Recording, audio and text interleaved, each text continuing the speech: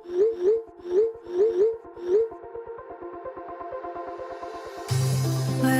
we go,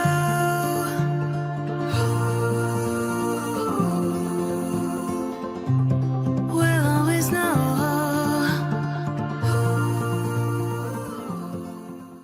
hi guys, हर हर Mahadev. Welcome to the love and light 369 tarot. कैसे हो आप सभी?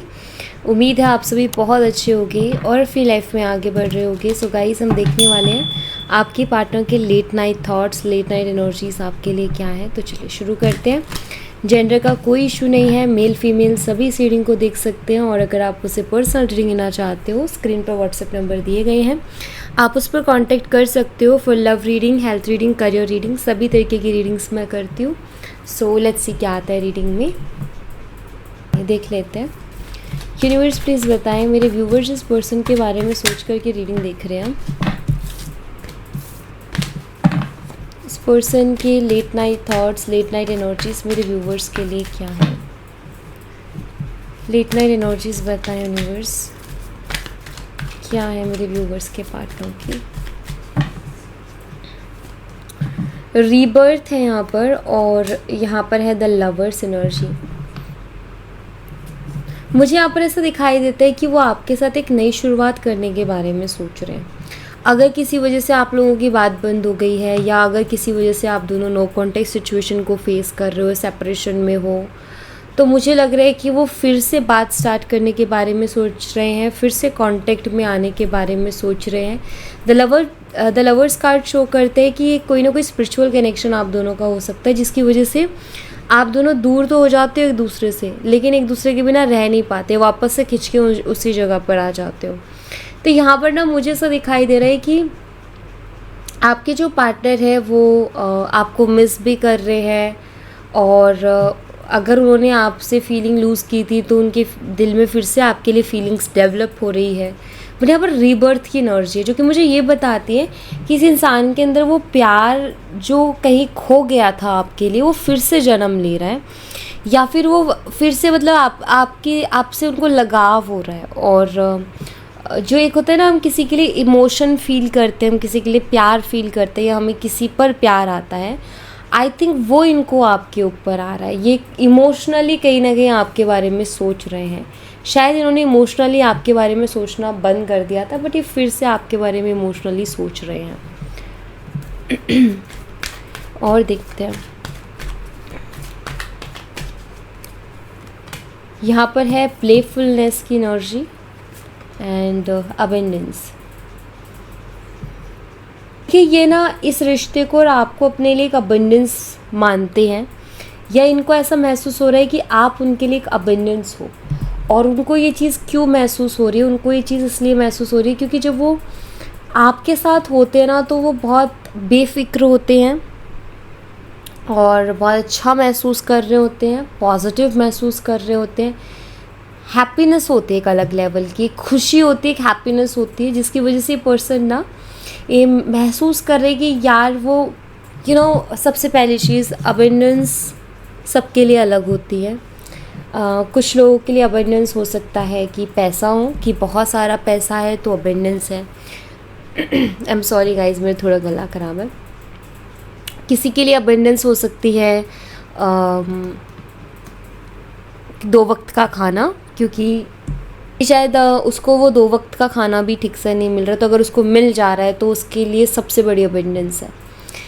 किसी के लिए अबेंडेंस हो सकती है कि उसके फैमिली मेम्बर्स सारे बहुत खुश रहें, और फिर उसको ऐसा महसूस होता है कि हाँ यार, अबेंडेंस है मेरी लाइफ में। तो अबेंडेंस वो चीज़ है जिसका अभाव है और हमें मिल रही है।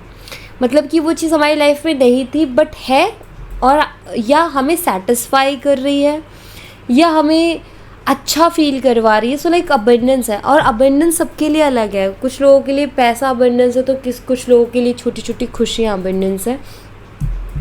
सो मुझे यहाँ पर ऐसा दिखाई देता है कि आपके जो पार्टनर हैं उनके लिए अबेंडेंस, आई थिंक उनके पास किसी चीज़ की इतनी कोई प्रॉब्लम नहीं है। उनके लिए अबेंडेंस मेन ये है कि वो कहाँ खुश हैं, कहाँ कंफर्टेबल है, कहाँ हैप्पीनेस है, कहाँ वो बहुत मस्त है, ज़्यादा उनको फ़िक्र नहीं करनी पड़ रही, ज़्यादा उनको टेंशन नहीं लेनी पड़ रही। तो जब वो आपके साथ थे तो वो अपनी लाइफ को खुल के एंजॉय कर रहे थे और बहुत हैप्पी थे, बहुत खुश थे, कोई ऐसा प्रॉब्लम नहीं थी उनकी लाइफ में, कोई सिक्योरिटी इशू नहीं था, वो सिक्योर फील करते थे और मतलब एक मस्ती वाली एनर्जी में ही वो रहते थे।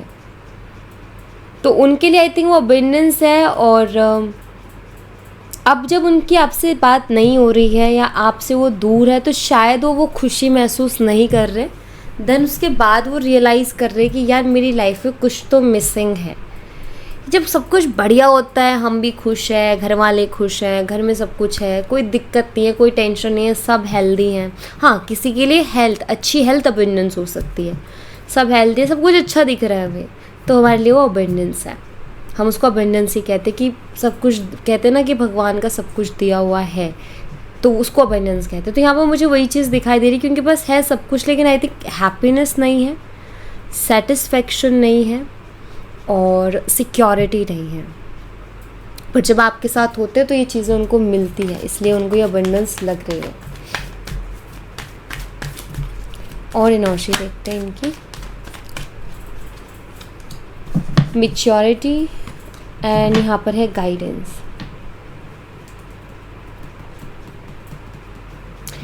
देखिए मुझे यहाँ पर ऐसा दिखाई दे रहा है कि आपके जो पार्टनर हैं उनको कोई बहुत ही मैच्योर पर्सन गाइड कर रहा है, ठीक है। उनके अंदर जो चेंजेस आ रहे हैं, या मैं कहूँ कि एक इंसान है जो कि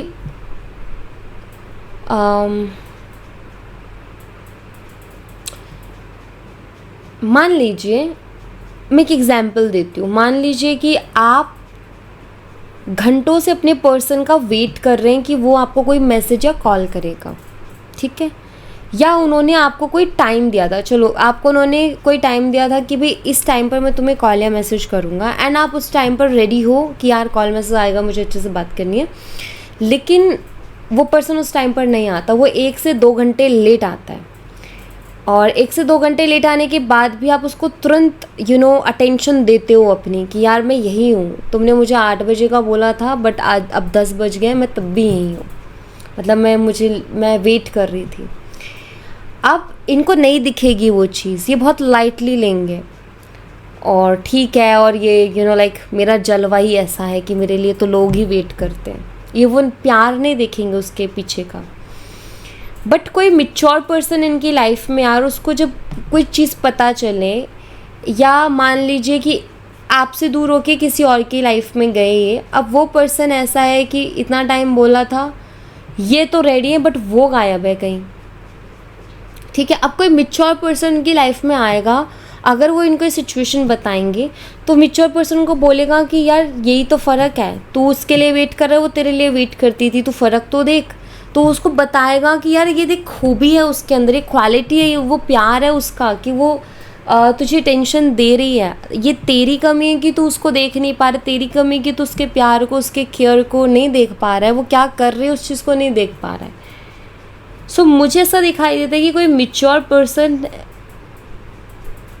मैच्योर पर्सन है जिन्होंने इनको गाइड किया है, और ये जो देख पा रहे हैं, चाहे वो कि आपकी वजह से उनकी लाइफ में खुशियाँ थी, अबंडेंस थी, आपके साथ वो बहुत कंफर्टेबल थे, या ये बहुत प्यारा सा रिश्ता था, ये इनको एहसास हो रहा है इसी मैच्योर पर्सन की वजह से, क्योंकि वो इनका नज़रिया बदल रहे हैं देखने का।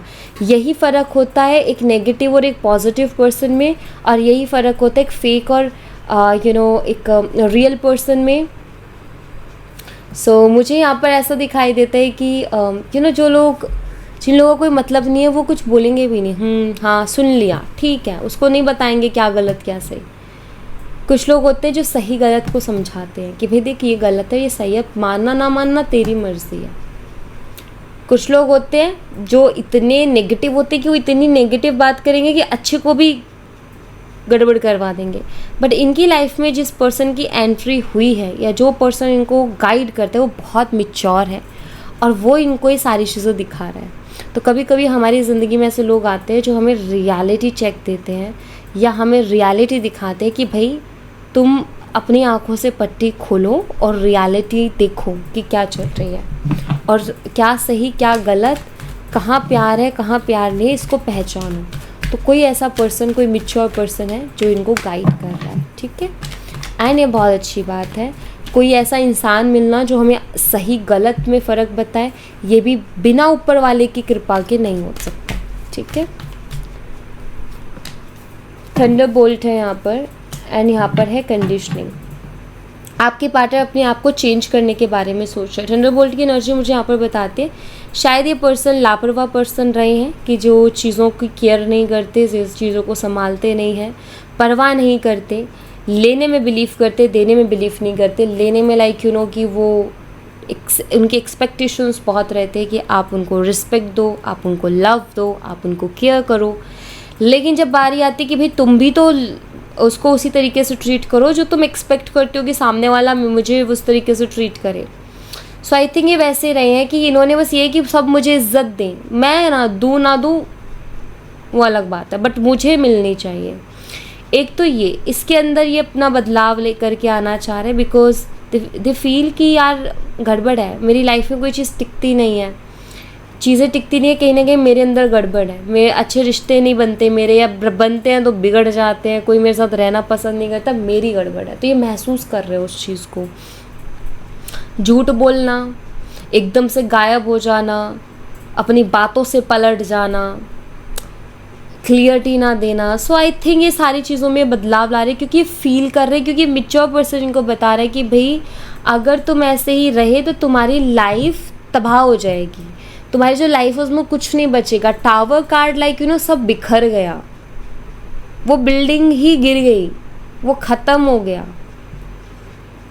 सो कहीं ना कहीं यहाँ पर आई थिंक इनको रियलिटी दिखाई जा रही है, इनको जैसे कि आईना दिखाया जा रहा है यूनिवर्स की तरफ से कि भाई ये हकीकत है, ये रियलिटी है, देखो तुम में है ये चीज़ें ख़राब हैं और इनको ठीक करो अगर तुम्हें लाइफ को अच्छा बनाना है तो ये फील कर रहे हैं कि हाँ यार मेरा बिहेवियर, मेरा सोचना, मेरा चीज़ों को करना गलत है, मुझे सुधरना पड़ेगा। और क्या एनर्जीज है, द आउटसाइडर की यहाँ पर एनर्जी है और यहाँ पर है पोस्टपोनमेंट की एनर्जी। देखिए समझ तो द आउटसाइडर का कार्ड बताते हैं कि समझ सब कुछ आ रहा है, इनको समझ तो सब आ रहा है, एज अ थर्ड पर्सन जब ये चीज़ों को देख रहे हैं तो समझ तो सब आ रहा है, लेकिन इनके एक्शंस जो है ना कि लाइक हमें पता चला कि यार ये मेरी गलती है, अब उसके लिए हमारे कोई एक्शंस नहीं आ रहे हैं। हमें पता है कि यार ये मेरी गलती है, लेकिन हम उसके लिए कोई एक्शंस नहीं ले रहे हैं, उसको टाले जा रहे हैं। तो वो है कि यार ठीक है, मुझे पता है मैं गलत हूँ, तो मैं देखती हूँ, मैं सोचता हूँ कि मुझे अब आगे क्या करना है और जो मैंने गलती की उसको ठीक कैसे करना है, या माफ़ी मांगनी है, कैसे मांगनी है, क्या करनी है।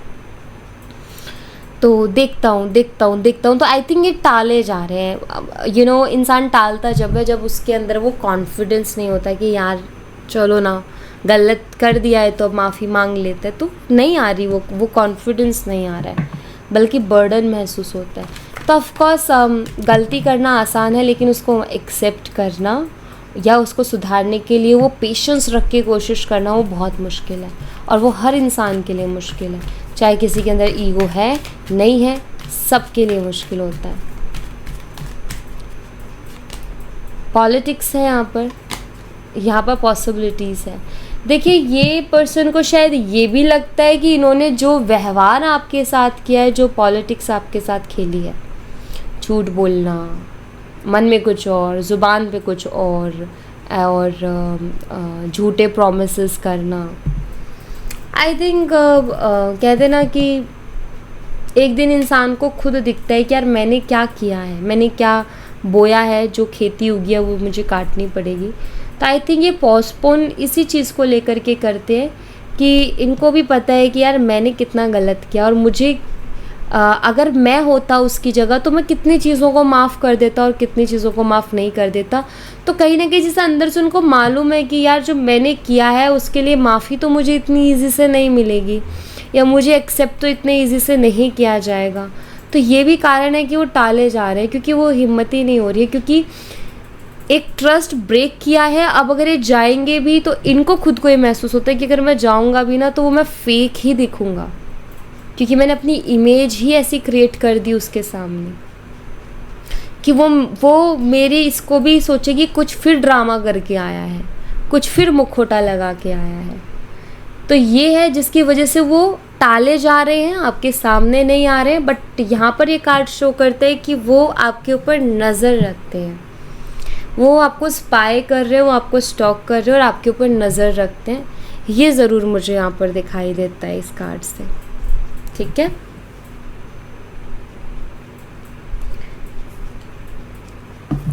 यहाँ से कुछ एनर्जीज देखते हैं। आगे इन फ्यूचर क्या कुछ पॉसिबिलिटीज़ है यूनिवर्स इस रिलेशनशिप में, प्लीज़ बताएं। रिलीज योर पास्ट है यहाँ पर, हिडन है यहाँ पर, मैरिज, ट्रस्ट।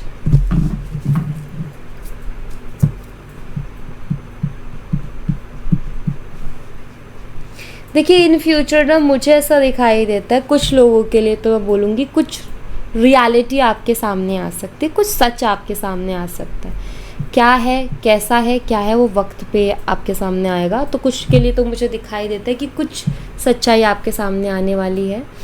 और इन फ्यूचर मुझे कुछ लोगों के लिए ऐसा दिखाई दे रहा है कि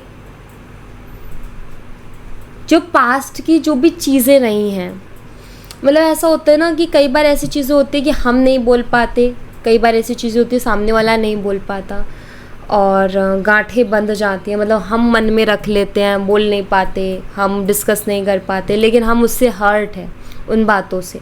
सामने वाले के भी होंगी कुछ चीज़ें।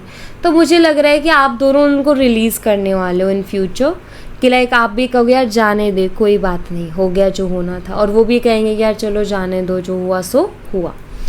तो वो चीज़ें मुझे लगता है हटेंगी। और ट्रस्ट, मुझे लगता है आपके जो पार्टनर है वो, आप में से कुछ लोगों के पार्टनर आपको मैरिज प्रपोजल दे सकते हैं, और उसके पीछे रीज़न ये होगा कि आपको उनके ऊपर ट्रस्ट हो जाए कि हाँ ये पर्सन इस बार सीरियस हो के आया है, इस बार ये ऐसे नहीं आया है कि लाइक कोई फेक या मजाक मस्ती के लिए, इस बार सीरियसली आया है। सॉरी गाइज, अचानक से पता नहीं क्यों बंद हो गया कैमरा। फर्स्ट मैरिज प्रपोजल मिल सकता है, रीज़न कि आपका उनके ऊपर दोबारा से ट्रस्ट बिल्ड हो जाए कि हाँ ये पर्सन जो सीरियसली है। दूसरा जो मुझे कुछ लोगों के लिए दिखाई देते हैं वो ये कि पर्सन आपका ट्रस्ट रिगेन करने की कोशिश कर सकते हैं। यहाँ पर मुझे अलग अलग एनर्जीज मिल रही है अलग अलग लोगों के लिए। सो अलग अलग चीज़ें हो सकती है, डिपेंड करता है आपकी सिचुएशन और चीज़ों पर। तो कुछ लोगों के लिए मुझे ऐसा दिखाई देता है कि आप दोनों के मन में जो भी एक दूसरे को लेकर के हर्ट्स हैं उनको आप रिलीज़ करोगे यानी एक दूसरे को माफ़ करोगे। और कुछ के लिए मुझे दिख रहा है कि आपके जो पार्टनर है वो आपका ट्रस्ट रिगेन करने की कोशिश करेंगे। कुछ के लिए दिखाई देते हैं कि आपके जो पर्सन है वो आपको मैरिज प्रपोजल दे सकते हैं ताकि आपका एक ट्रस्ट बिल्ड हो कि हाँ भाई वाकई ये पर्सन सीरियस है मेरे लिए। और कुछ के लिए मुझे दिखाई देता है कि कुछ रियलिटी सामने आने वाली है, कुछ सच्चाई जो शायद आपको पता नहीं थी, ऐसी कोई सच्चाई आपके सामने इस पर्सन से रिलेटेड आ सकती है। ठीक है, तो ऐसा कुछ दिखाई देते हैं आपके लिए। जो यहाँ पर एंजल गाइडेंस है वो देख लेती हूँ, या मैं इसी डेक से देखती हूँ आपके लिए भी। ठीक है, गाइडेंस मैं इसी डेक से देखती हूँ। यूनिवर्स मेरे व्यूवर्स के लिए गाइडेंस दीजिए प्लीज़। मेरे व्यूवर्स के लिए क्या गाइडेंस है प्लीज़ दीजिए। सो आपके लिए यहाँ पर है you will get through this and infatuation.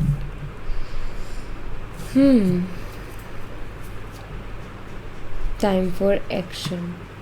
देखिए यहाँ पर मुझे ऐसा दिखाई दे रहा है कि आपको यहाँ पर जो यूनिवर्स गाइडेंस दे रहे हैं वो ये कि आई थिंक आप इमोशनली थोड़े डिस्टर्ब चल रहे हो इस टाइम पर। लाइक कुछ चीज़ें हैं जो परेशान कर रही हैं बहुत ज़्यादा, यहाँ पर आपको अपने लिए एक्शन लेने की ज़रूरत है गाइस, ठीक है। कभी कभी क्या होता है कि कुछ चीज़ें या कुछ इमोशंस या कुछ हमारी ऐसी हालत होती है जिससे हमें बाहर निकलने की ज़रूरत होती है इमिडिएटली, कि हमें यहाँ से बाहर निकलना है। अदरवाइज़ ये हमारी हेल्थ को बहुत इफ़ेक्ट करेगी या हमें बहुत इफ़ेक्ट करेगी। यहाँ पर कुछ ऐसा ही कहा जा रहा है, शायद आप कुछ चीज़ों में इतना डिप्रेसिव हो चुके हो, या तो आप डिप्रेसिव फील करते हो, या एंजाइटी होती है, या बहुत सैड, बहुत उदास, बहुत परेशान, बहुत टेंशन में रहते हो, स्ट्रेस बहुत लेते हो, या रोते बहुत ज़्यादा हो, कभी भी रोना आ जाता है या अच्छा नहीं लगता, बहुत अजीब फील होता है। यहाँ पर आपको यूनिवर्स कह रहे हैं कि आपको अपने लिए एक्शन लेने की ज़रूरत है, अपने आप को इस एनर्जी से बाहर निकालिए। यहाँ यूनिवर्स आपसे कह रहे हैं कि इस एनर्जी से आप अपने आप को बाहर निकालेंगे तो आपके लिए अच्छा होगा, ठीक है। इस एनर्जी में रहना आपके लिए अच्छा नहीं है, ये आपको हेल्थ इशू दे सकता है, हार्मोनल इश्यूज़ दे सकता है, क्योंकि ये डिप्रेशन, एंजाइटी, स्ट्रेस या हार्मोनल इश्यूज़ देता है, तो ये दे सकता है। तो आपको यहाँ से निकलना चाहिए, एक्शन लेना चाहिए यहाँ से निकलने के लिए, ठीक है। Thank you so much guys, ये थी आप लोगों के लिए एक छोटी सी रीडिंग। आई होप आपसे रेजोनेट की हो, आई होप आपको पसंद आई हो। रेजोनेट की हो तो मुझे बताना ज़रूर कमेंट बॉक्स में, पसंद आई हो तो लाइक ज़रूर करना, चैनल को सब्सक्राइब करना मत भूलना। मिलती हूँ आपसे नेक्स्ट रीडिंग में, तब तक अपना ख्याल रखें। Bye bye, take care, see you again.